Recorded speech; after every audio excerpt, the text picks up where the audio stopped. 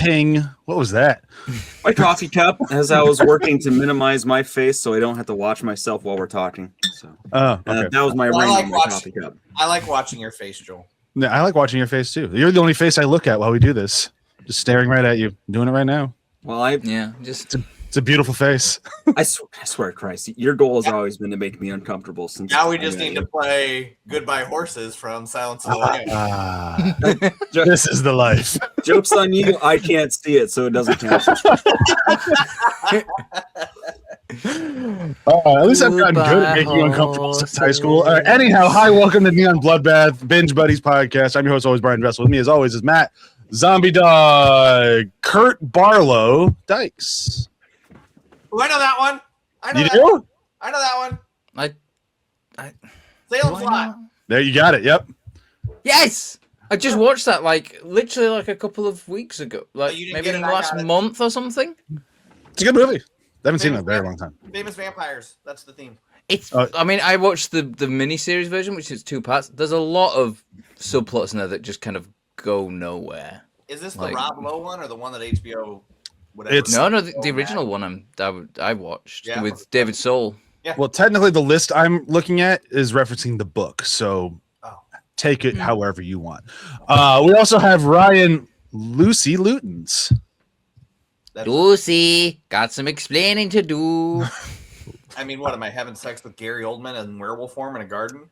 No, you wish. That's from Twilight. Gary Oldman was in Twilight? That's a good question. I mean, isn't everybody? The Twilight does have quite a cast. We also have Joel Santiago DeWitt. Santiago. That's what we're doing in the shadows, right? It would be if it wasn't Twilight. There's so many Twilight vampires on this list. I think I could have done the entire thing just Twilight, but I didn't want to do that to myself. So we'll just do mostly Twilight. I don't have the context of it, but I've seen one clip of Twilight, and it is of Robert Pattinson holding in the world's biggest laugh while somebody else is talking. And that's a good one. I'm a big fan of the lightning baseball. That's some good stuff there. Baseball. And at the end when the werewolf confesses his love for the vampire's baby, it's just good shit. It's just good shit. How could you not love Twilight with all of your heart? My mom. You're half right. My mom was one of those, adult women that read those books and was so fangirly over it. And I was like, all right, fine, I'll go see the movies. I went to New Moon and I got out of that movie and I was like, this is the most bored I have ever been in any movie. New Moon was also the only one I saw in theaters, and it was because my sister was having just the worst day, and she's like, I need to go see a movie, and you're coming with me, because we both lived in Chicago at the time. I'm like, all right, sure, what are we going to see? She's like, we're going to Twilight. Oh, come, no, isn't there anything else we can go to? And she's like, I'm mad, we're going to a movie. I'm like, okay, and I agree. Can you not just punch me in the face a few times? Will that help? I'd rather have that. To be fair, we did laugh a lot. When Taylor Lautner pops his shirt off because there's that little cut on her forehead. It's like, okay, this is comedy gold. And he's like, he pops it off. It's like, ooh, 6-pack. Anyhow, dab your forehead a little bit. So at least I did have fun. I did not. That was technically the precursor to 50 Shades of Grey, wasn't it? I thought I read that somewhere. Yeah, it was it started off as fan fiction, right? Yeah, something like that. Also, another movie I've only seen one of, but that one I'm not going to go through and watch. Never seen them. Yeah, we did. I think it was a bad movie battle back in the ATH days, and Ryan James picked that one, and it was like, you fucker. And then he was like, it's actually not that bad. It's like, shut up, Ryan, it's awful, stop trolling us. And he would just laugh it's like, you jerk. Hi Ryan, if you're ever listening to these, I doubt you are, but you've been missed here at the ATH network. So much both we had to replace you with another Ryan. No, we did. Yep. But now whenever I say Ryan, Chewy always has to go, wait, which one? And it's like, I haven't talked to Ryan James consistently in years at this point. He's a great guy. He saw the Trump train coming and went, I'm going to Canada, bye. And he's there now with his wife, living the good life. So good for Ryan. Yeah.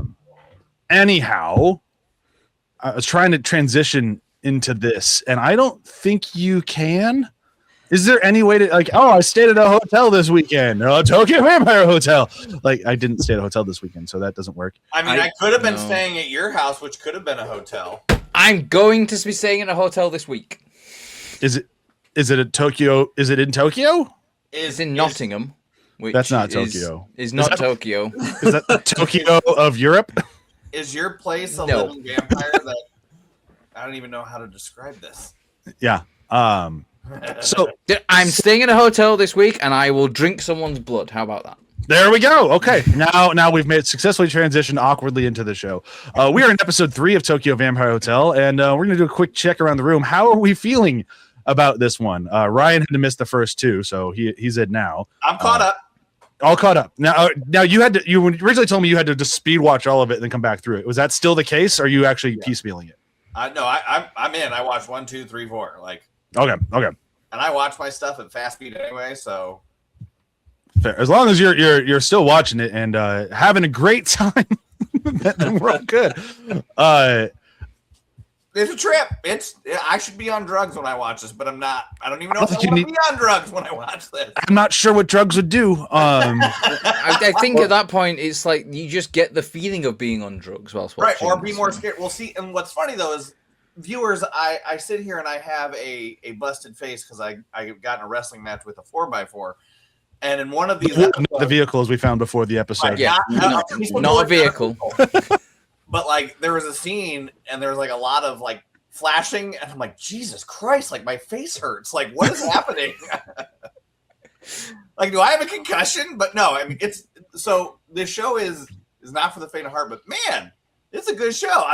I love the color scheme of this show. It's wild. Yeah. Like, and that really draws me in because I'm like, okay, well, like they're saying something here with this to make it as extravagant as it is. But man, the 4 episodes have been a ride. It's been a trip. So Ryan, since we'll get to Joel and Matt in a second, but since you weren't here last week, were you familiar with Sion Sano before this show or no? No. You haven't, like I thought there was a chance you'd seen Why Don't You Play in Hell. Have you not seen that one? No. Okay, you would really like that movie. You should check that one out. All right, Is that the Nicolas Why Cage Don't We one we Play watched in the Hell? trailer of?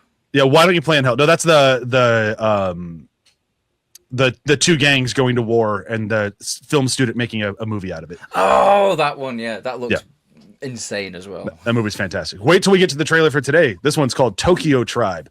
I'm not going to give anything else. Well, we'll do it in here after we get this thing because I want to get this one out of the way before I forget it. But Joel, where are you at? Season episode 3 and 4. You still on the train or enjoying it a little bit more?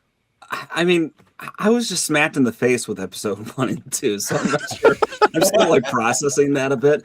Episode 3 is the first time I feel like I've had some footing in the storytelling a little more. Yeah. I mean, the thing you are gleaning from this is basically if you're taking things from I'm gonna butcher her name, Manami. Yeah. Okay. If you take it as from being from her perspective, it makes sense that like everything is this weird fever dream, frightening stuff, and then you are finally starting to get settled into the main cast of characters, or at least the different factions seem more clearly defined. So I am actually, it's still a what the hell kind of thing, but it's a what the hell I understand now better, I think. Okay.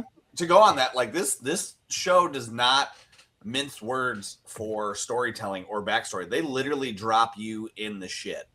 Yeah. They go for it. Very much so.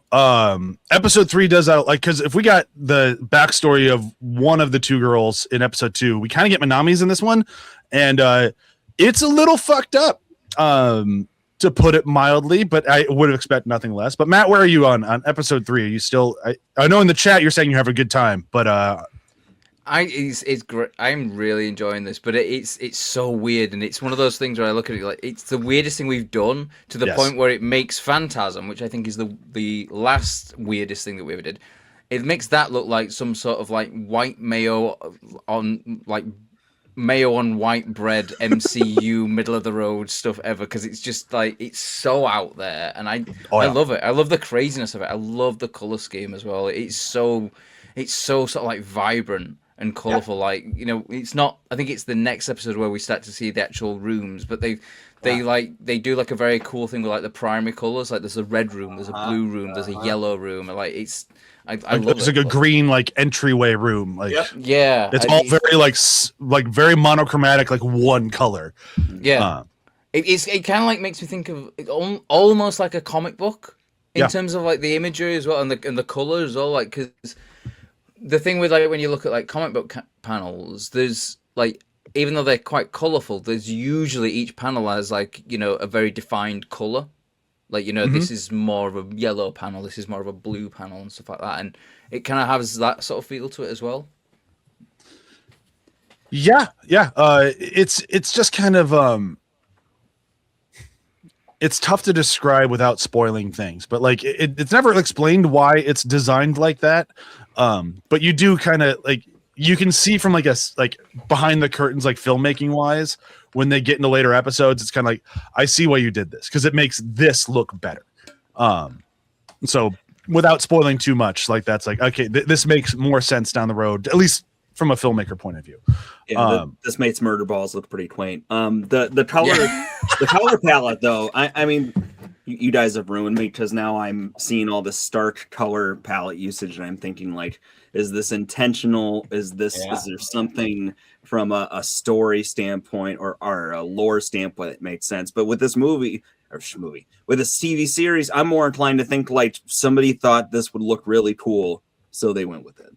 Welcome to production design, Joel. Yeah. Well, I think that's the thing. It's like it's one of those things where if it's a filmmaker who is very good at what they do, whatever you see on screen, there's a reason for it. There's a reason for the color palette decided. It's not, lesser filmmakers who are not as sort of like, I don't know, not necessarily talented, but just less interested in the sort of art of what cinema can be.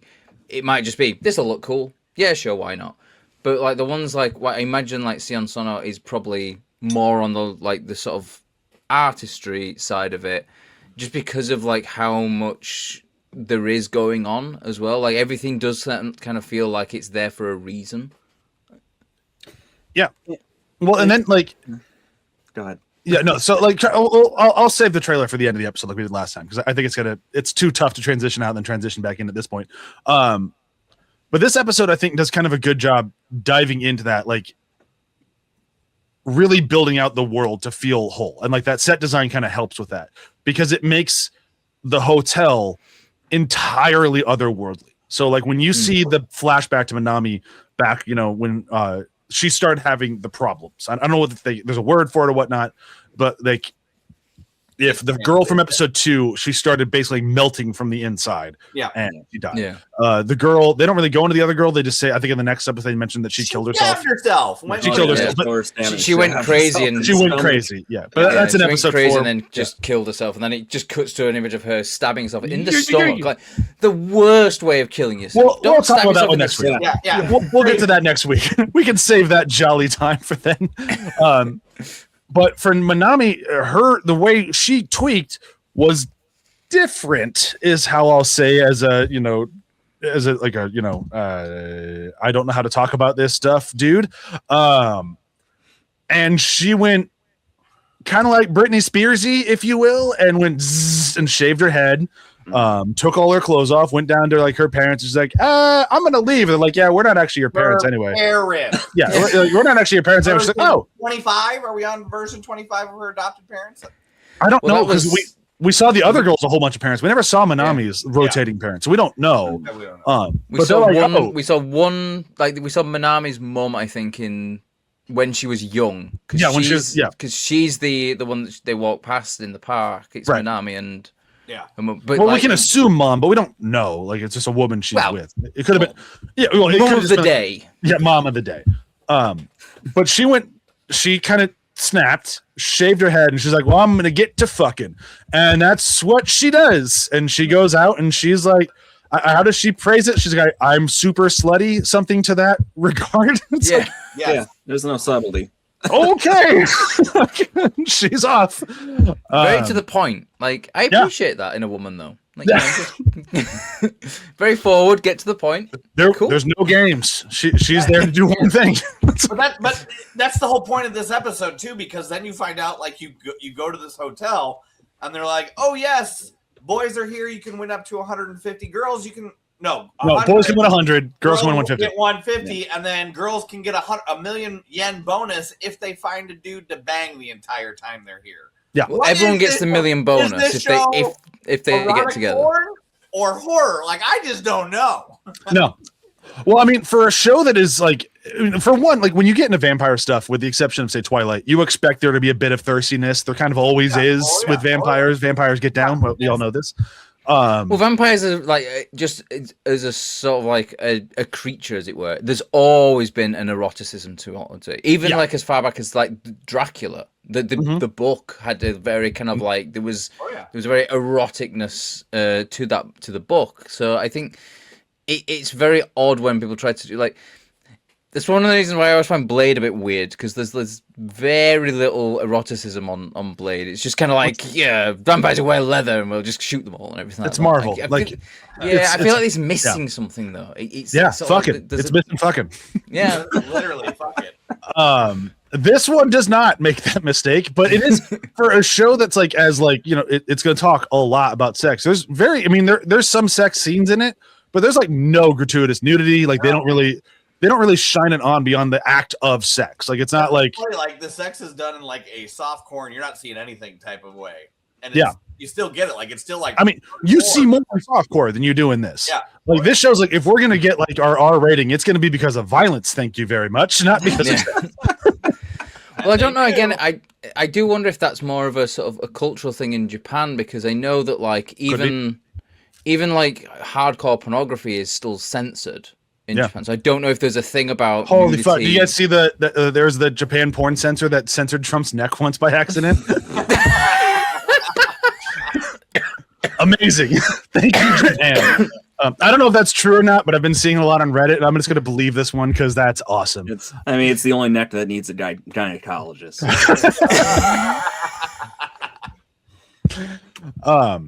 But yes, sorry to completely interrupt your point there. But like I've seen other Sion Sana movies that do have nudity, so like it's not like he's afraid of it. I think he just knows movies, not series, though, and that's where I'm thinking. Fair. Like it might be like there might be a thing like in TV, no nudity, but violence is fine, but no nudity. Who knows? I honestly don't know, because this is also like it was joint made with Amazon Prime Japan, so like I'm not sure. But either way, the show doesn't need it. Like the show goes so full tilt on everything. Like if it was just full of naked people, it'd be like come on, like I'm already drowning here. now we're in Showtime territory. Yeah, exactly. This is the first time I can think of with the stuff that we've been covering where it hasn't been like overt nudity. It's been to what Matt said, like eroticism. And there is a very distinct difference and a different level of discomfort when watching. It's not Friday the 13th where there's tits everywhere. No. That was in our title, Hooters. Exactly.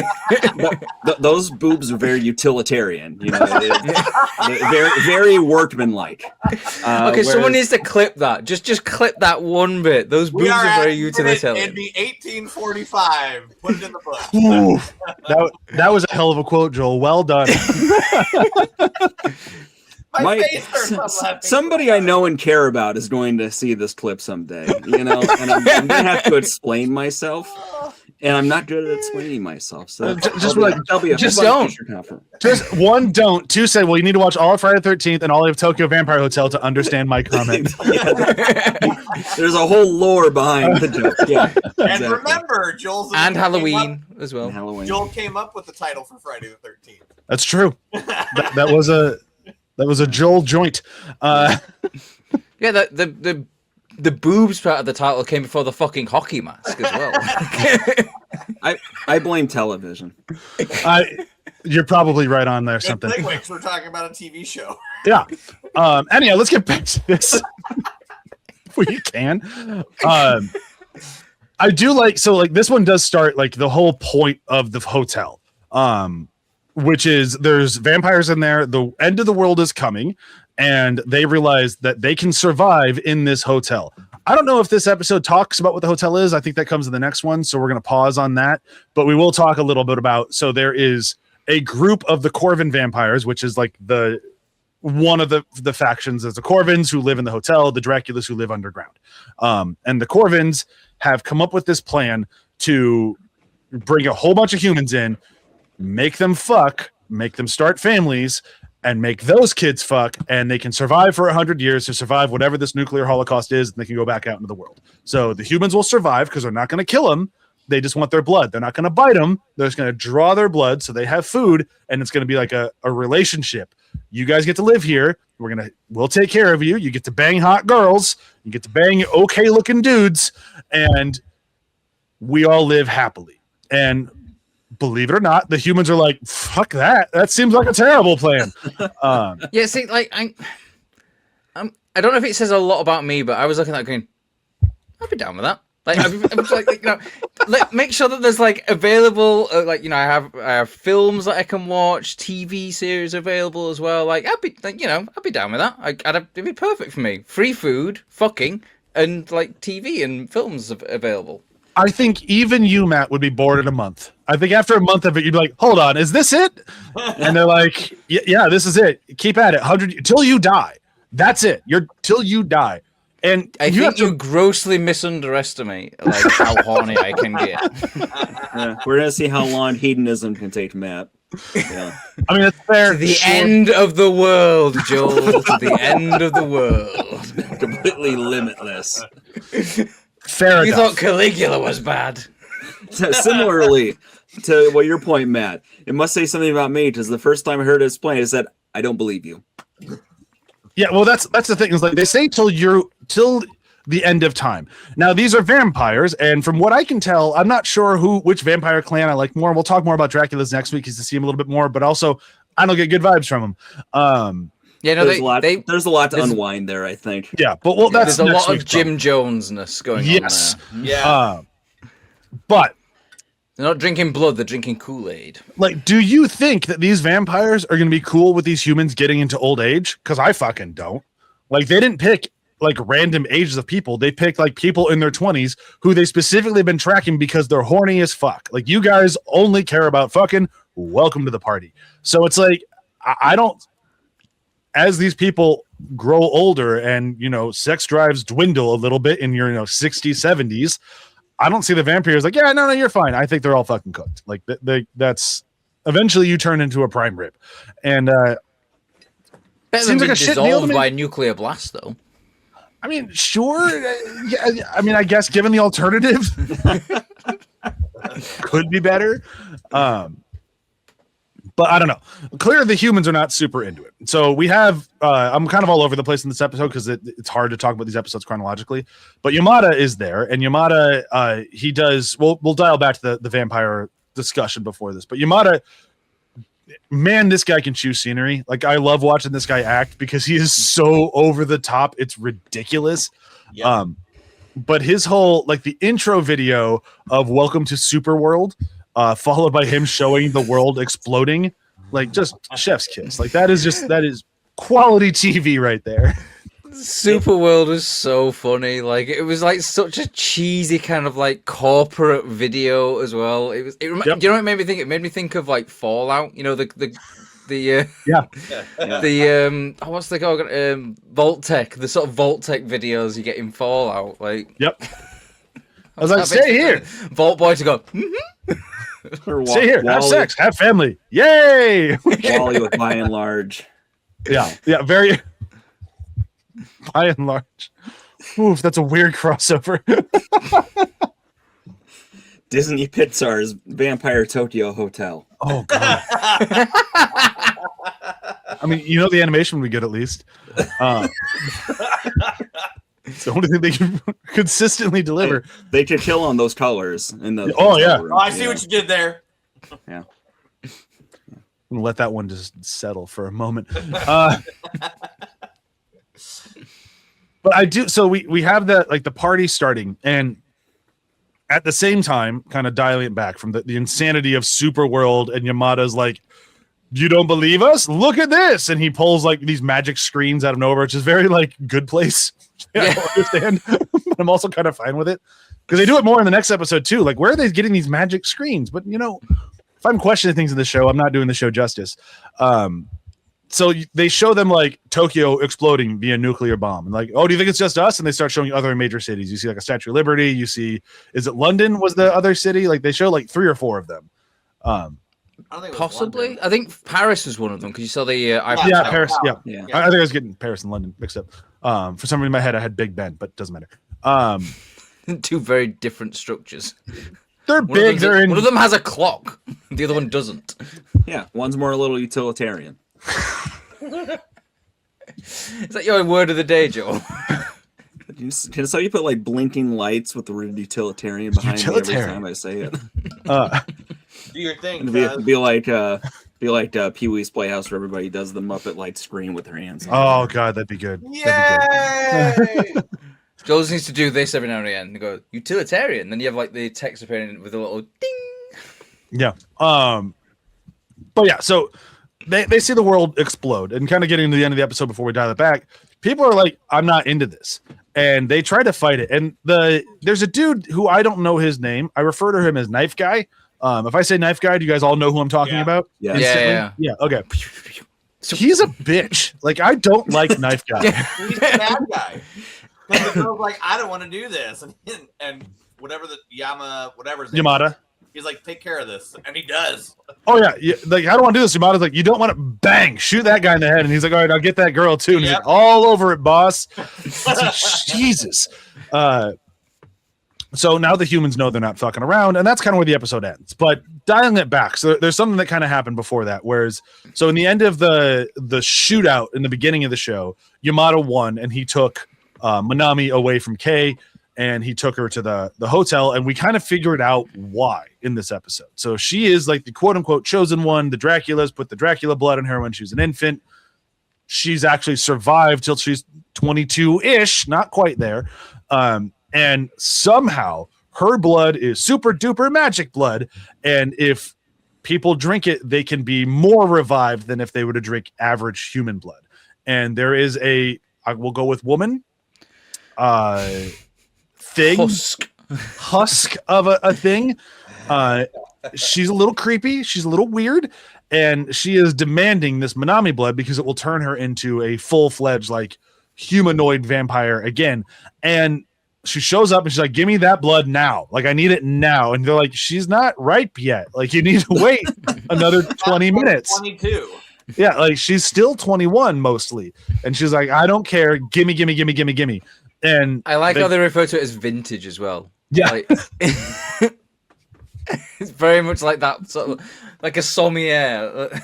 Oh, yeah, it's a good vintage. It's just 21-year-old vintage though, not 22-year vintage. Yeah, it's fine. So they do that. So Manami, like, she's on a journey, man. Like, she's on a very, very rough journey. From like her, we see her humble origins of going sex crazy to then kind of hanging out with these new people. They're all getting murdered. She gets kidnapped, and now she's here with these vampires. And what do? They stab her and start drinking her blood. Well, first they actually bite her, and then they stab her, and they start just kind of bleeding her into the husk lady's mouth. Mm-hmm. And the husk lady, hey Mikey, she likes it.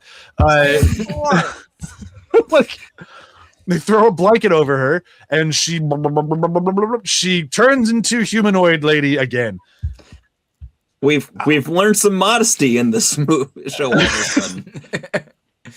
Because like she starts like freaking out, like, oh, we'll cover you, and it's like, this is just clearly to save on special effects budget, but okay, I'm here for it. We've done enough trying to show the transition, so we threw a blanket over. But I think it works better than actually seeing it though, because sometimes like it your mind fills in the gaps. Like, you know, how many times do you watch a film or a TV series or something like that where someone uncovers a sheet of like a dead body, and like they've said that they've, like, you know, they've been mangled or whatever, and you look and it's the character's reaction. Yeah. And then in your head you're like, oh my god, what's happened? Like, how disgusting are they? Like, which is, I think it's more effective than just showing it as well. Like, because your head can like do things that like no one else can think of as well. It's Well, so far it doesn't feel like that would fit the tone and tenor of the show either. Like it's a different kind of horror gross. Like some bit of it almost reminds me of Evil Dead and the Deadites in terms of the kind of weird nastiness, that sort of distorted figure of your body and frame. Like it, maybe excessive not blood as well. Yeah, but I do like that we start getting it's like some of the relationships because of this lady. So like we find out that Yamada's girlfriend Elizabeth is the daughter of that lady, and it's like okay, so we start getting some like hierarchy and structure here, which is kind of fun. And then we get some. Sorry, there's also like this show has a problem, tell versus show in some ways, but condensed time, you have to deal with it.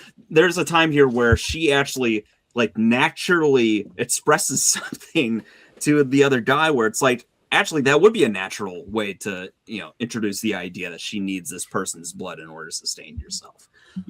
For a show that does a lot of narrator stuff, it was a little moment. And I don't really have a problem with it, mostly because like you can tell this show, it had a set budget and it knew where it wanted to spend its money, and it's mostly on gore, which I'm cool with. Like that works for me. Right. I feel like there was a shortage of fake blood after they'd finished making this. Probably. And let me say this. You've seen nothing yet.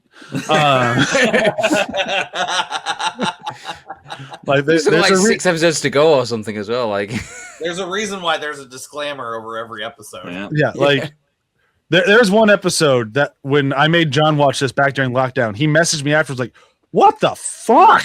It's like, yeah, you kind of need a smoke and a break after that one. I know. But that's to come later. I really do like getting a little bit more of Yamada though, because Yamada could just be craze incarnate, and he's not.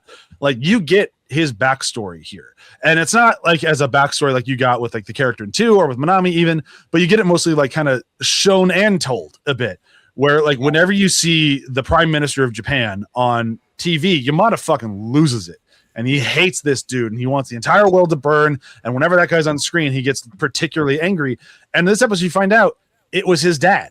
And he sold him. He sold his son to vampires to become prime minister. It's like, oh, makes sense. Wow. That's all the context you need. You don't need to hear anything else. I get it. It's like, oh, I get why this guy's supremely fucked up.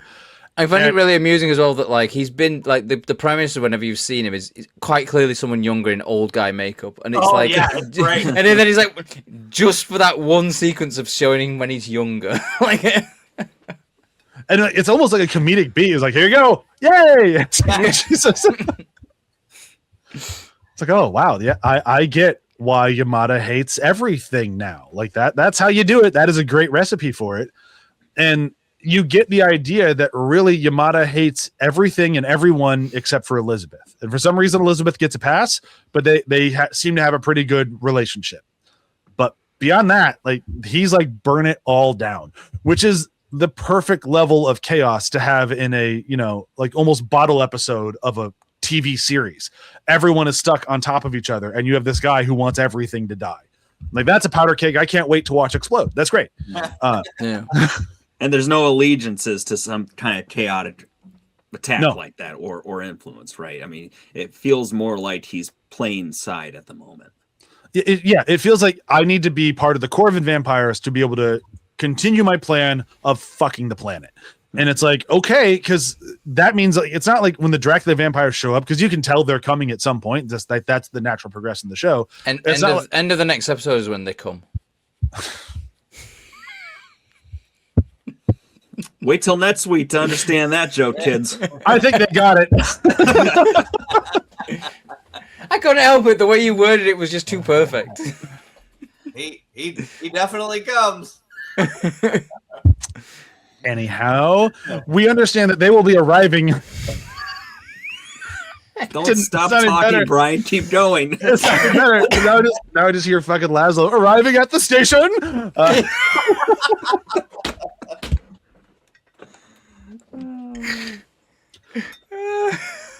I'm lost.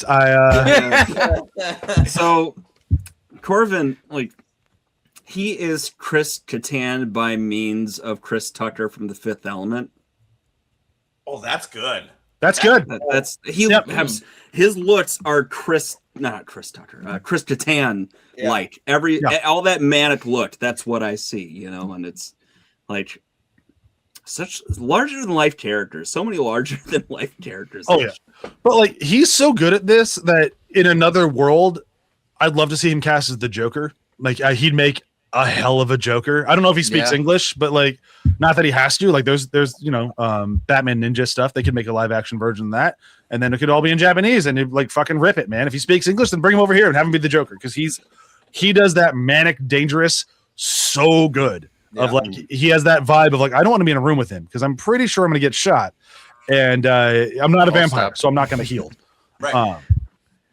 But I also like that bit on the stage at the end where he just takes over, and it's just it's you know when like people say like that person owned the stage, like he owned the whole room at that point. He had like it's just such a huge personality, and it's really is a joy to watch that kind of performance. Like it's so much fun. The whole chewing scenery is what you're referring to. And dude, he as a vampire, he gnaws it to the core.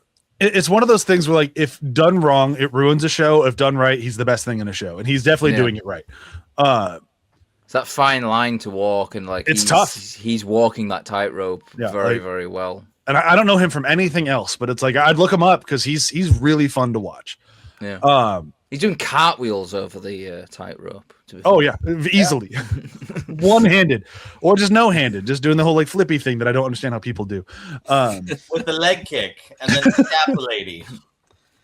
But before we get to the end of this thing, we should mention that in the end of episode 2, Kay said that she needs to get to the hotel, and Kay shows up at the hotel, and we find that like she's there and she can blend in pretty well, which I think is only possible because she is kind of a new vampire. She's only been a vampire for 5 years, and these two clans know each other for so long, even though one of them is underground, one of them is above ground. I think by Kay being that new vampire, she can kind of weave through the crowd a little bit easier. So she shows up with her two buddies. I don't know what to call them, henchmen. And they're looking for Nami, and Noah is also there. And you start getting that vibe that, oh, Noah might be kind of a plant inside the Corvin vampires. And we don't get really much more than that, do we, in this one? It's just that like Nami gets spotted and Noah spotted by Kay, and she's like, oh fuck, there's Kay, and she's gonna get away, and then Noah takes her and it's like, no, we're cool. And that's about all we get from that, right? We don't get the rest of it all comes in the next episode. Yeah. Okay. Yeah. It is quite interesting how that's done as well, because you had Yamada in, was it the first episode, where he mentioned like just in passing to Kay about Noah, and she was driving and she sort of like looks over. And then we got their backstory in the second episode, and you're like, oh, so like she's now with them. But then the whole sort of like switcheroo in this one, like I started to think maybe that's what was going on, but it was really cool how it was dealt with as well. It wasn't like too obvious. Yeah, it's like a twist, as it were. Like I really liked it, and I also think like that Kay and her buddies managed to sort of blend in a bit more, because the Dracula clan very much like Transylvania, so that's what. Romania, yeah. Whereas Kay is a Japanese person who's been changed. So like, and so she wouldn't necessarily just stand out just from physical looks in Japan, and you get this sort of like the idea that maybe she turned these two people, or they were turned by like the Dracula clan or whatever, and then they're like like a little, almost like a little special vampire forces little unit thing or something that they go out onto the surface. V-Force. And who was? And they had the other one too. I forget her name, but we find out the next episode the girl from the first episode who was super gun happy was also part of that group. Right. But she didn't make it past the first episode, so. I really want to talk about that hallway scene. 2 hallway scenes, but that's next episode. That's next episode. So I think we've kind of covered this one. Yet again, I didn't write down any quotes because I don't really know how to write down quotes in the show, mostly because I don't really trust the subtitles to be accurately representing the script. I think we're getting summaries because that's how it kind of goes in Japanese subtitles, at least in my history with anime. So you have one? All right, so go for it. I have one too. Great. So the creepy shriveled vampire who becomes a full vampire when she drinks blood. She's coming out and she goes, "Hey, the world's gonna end!" And then somebody in the crowd goes, "Man, she really went for it." The start of this speech has punch. Yeah. That was one of mine. The other one I had that was from Yamada, and it was when he gives Elizabeth the flowers, and he goes, "Elizabeth, sorry, these got damaged," and he gives her like some charred, burnt flowers. I just found it so. I thought that was so funny. Good. Like, just like, sorry, they got a bit damaged. They're burnt. They're still smoking. Like, she kissed them and she's smelling smoke. There was also a bit for like later on in the speech as well from the shriveled woman where she refers to like them all. "You're super fucksters." I'm like, yep. Is that a term? That was the one quote I wrote down, but I'm like, does this even really work as a quote? So I guess I'll take that one. Do you feel called out? First, do you feel called out? Do you feel like I feel seen finally? It's pretty good. Joel, did you have a quote or like a favorite moment or something? No, but I will just note, like, there's 3 times watching this episode where Amazon decided to remove subtitles on me. Rude.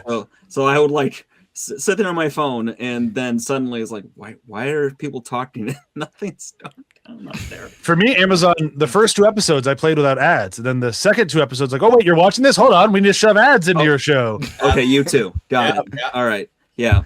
Like, it must be one of those things where not a lot of people are watching it. Yeah. Like, holy shit, someone's watching this. Push the ads, push the ads. That was very, especially because I watched the first one the night before I went to go see Evil Dead Burn, and the first ad was a trailer for Evil Dead Burn that I've been trying to avoid this entire time. So it's like, what the fuck? Maybe that's what spoiled it for it, left a bad taste in your mouth. No, the movie did that itself. There are sequences of absolute brilliance in it. I just don't like the movie very much, but we'll talk about that later. I want Ryan to see it so I can actually have an honest discussion with him. All right, so are we ready to watch a trailer for a different Sion Sano movie? Sure. Yeah. All right, I'm going to give you absolutely nothing about this one. It's just called Tokyo Tribe, and this is one that when we did our Binge Buddies director dive, this was one of the 4 movies that we covered. I love the fuck out of this insane movie. Here we go.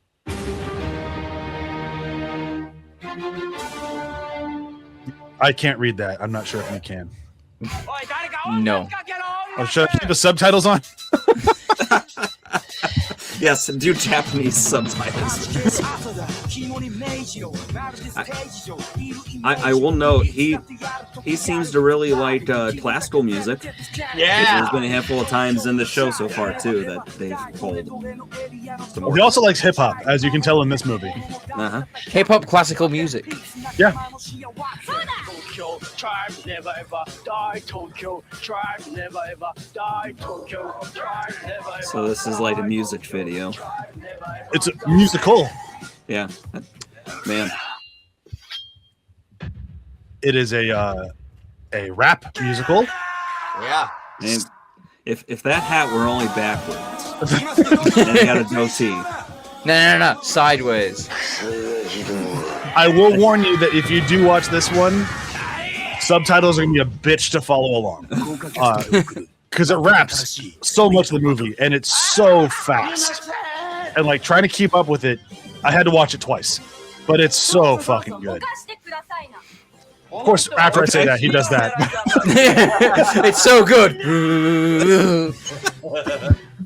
Bad timing. And we do have like footage of you in the opening of this show though, going like this with boobs.